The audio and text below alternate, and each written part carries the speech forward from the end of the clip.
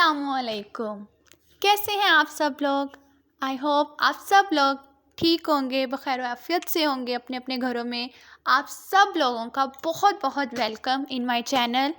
और मैं आ गई हूँ आप लोगों का वेलकम करने अपने चैनल पर एक न्यू वीडियो के साथ। और आई होप आप लोग बहुत पसंद करेंगे और आप लोगों को यकीनन ये टॉपिक भी बहुत पसंद आएगा, क्योंकि डिफरेंट साइकोलॉजिकल टॉपिक्स हैं जिनके रिलेटेड मैं वीडियोस बनाती हूँ।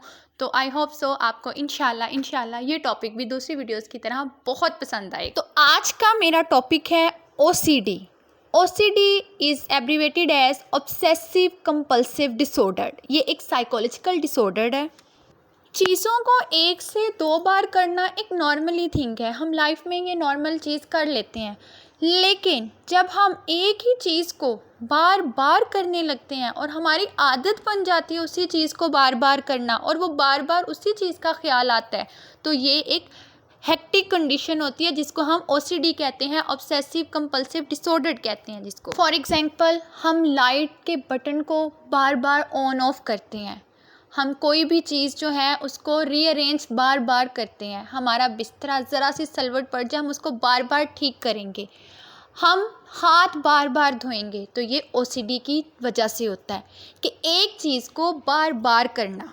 अब OCD में दो टर्म यूज़ होती हैं, ऑब्सेसिव और कंपल्शन। ऑब्सेसिव का मतलब होता है जब एक ही चीज़ का ख्याल हमारे जहन में बार बार आता है तो उस वजह से हमें एंजाइटी होने लग जाती है, और उस एंजाइटी को ख़त्म करने के लिए हम जो एक्शन करते हैं उसको हम कंपल्शन कहते हैं।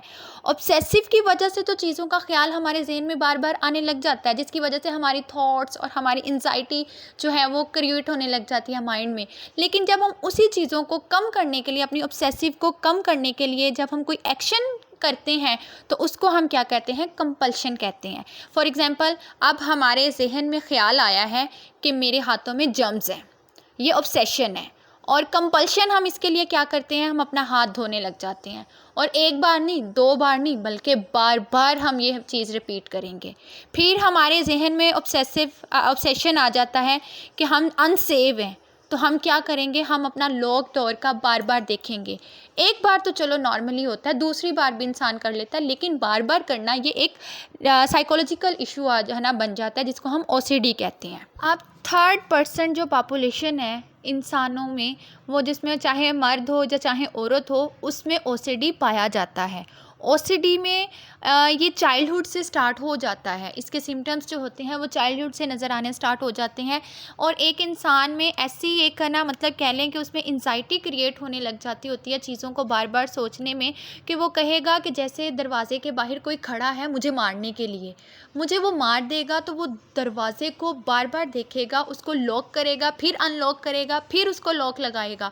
उसके जहन में बार बार जब ऑब्सेसिव आएगी, उसके जहन में जब आएगा कि मैं यार अनसेफ हूँ, मुझे वो आदमी मार देगा, तो उसको यकीन ही नहीं आएगा कि मैंने दरवाज़ा बंद कर दिया है। वो उसी एक्शन को 3 नहीं, 4 नहीं, बल्कि बार बार रिपीट करेगा। अब जो OCD होता है ना, वो सेरोटोनिन जो है ना उसकी कमी की वजह से होता है। सेरोटोनिन जब किसी भी पर्सन में कम हो जाता है तो उसकी वजह से उसको ये OCD वाला जो होता है ना, वो ना मर्ज जो होता है वो लाहक हो जाता है। अब इसकी वजह से इंसानों में बहुत प्रॉब्लम्स भी क्रिएट आती है। ज़ाहिर बात है, एक पर्सन नॉर्मली एक दफ़ा हैंड वॉश करता है, लेकिन जब वही हैंड वॉश वो बार बार करेगा, 15-16 दफ़ा करने लग जाएगा, तो डेफिनेटली ये एक हेक्टिक बात होगी। उसके घर वाले भी परेशान होंगे कि ये बच्चा, ये आदमी, ये औरत कर क्या रहा है, बार बार हाथ धो रहा है। हाथ धोने के बाद भी उसको यकीन नहीं आता कि मेरे हाथ साफ़ हो गए हैं। वो फिर कहेगा मेरे हाथों में जर्म्स हैं। अगर वो बैठेगा और वो उसको कहेगा कि हाय, जिस चीज़ जगह पे मैं बैठा हुआ हूँ ये जगह भी गंदी है, मेरे जर्म्स लगेंगे। अब OCD जो होता है ना, वो उसके कॉजेज़ जेनेटिक्स भी हो सकते हैं और इन्वायरमेंटल फैक्टर भी हो सकते हैं। जेनेटिक्स मीन्स कि अगर फैमिली में किसी को था तो उसकी जीन्स नेक्स्ट है ना जनरेशन में कन्वर्ट हो जाएगी, जिसकी वजह से हमें OCD होने लग जाएगा। और इन्वायरमेंटल फैक्टर भी हमारे होते हैं। इन्वायरमेंटल फैक्टर फॉर एग्जाम्पल, कोई बैड एक्सपीरियंस हमारे साथ ऐसा हुआ हो, फॉर एग्जाम्पल किसी को, अगर हाथ धोने की हम एक मिसाल लेते हैं, तो किसी को अगर कट वगैरह लग जाए, उसकी वजह से उसका हैंड जब ना ख़राब वगैरह हो जाता है, तो उसको क्या कहेगा कि मुझे यार इस चीज़ की वजह से हुआ था, मेरे हाथों में जर्म्स आ गए हैं, वो बार बार अपना हाथ ही धोता रहेगा। तो मतलब बैड एक्सपीरियंस भी, बैड ट्रॉमास भी OCD की वजह बन सकते हैं, और सेरोटोनिन की कमी की वजह से ये OCD होता है पेशेंट्स में। अब ओसीडी जो होता है ना, इसका ट्रीटमेंट है, हम इसके लिए साइकोथेरेपी भी यूज़ करते हैं और इसके लिए सीबीटी थेरेपी भी यूज़ करते हैं, कॉग्निटिव बिहेवियर थेरेपी भी इसमें यूज़ करते हैं और हम इसमें बिहेवियर थेरेपी भी यूज़ करते हैं। अब बिहेवियर थेरेपी में हम क्या देखते हैं, हम दो वर्ड इसमें यूज़ करते हैं, एक एक्सपोजर और एक रिस्पॉन्स। अब एक्सपोजर क्या होता है कि किस चीज़ का एक्सपीरियंस करवाना होता है हमें पेशेंट को। फॉर एग्जांपल उसको कोई भी चीज़ अगर नागवार गुजरी हो, हम उस चीज़ का उसको एक्सपीरियंस करवाते हैं। और रिस्पॉन्स क्या होता है, रिस्पॉन्स प्रिवेंशन में क्या होता है कि हम, इसका मतलब होता है रोकना।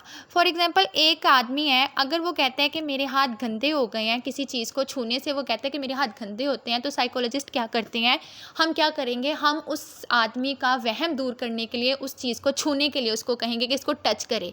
जब वो टच करेगा तो वो कहेगा मेरे हाथों में जर्म्स लग गए, मैंने हाथ धोने हैं। हम उसको रोकेंगे, कहेंगे नहीं, हैंड वॉश नहीं करना, आप उसी चीज़ को बार बार हम उसको रिपीट करवाएंगे। कोई 10-15 मिनट हम यही चीज़ उसके साथ करेंगे, उसके माइंड से ये वहम दूर करेंगे कि उसके हाथों में जर्म्स नहीं लगे।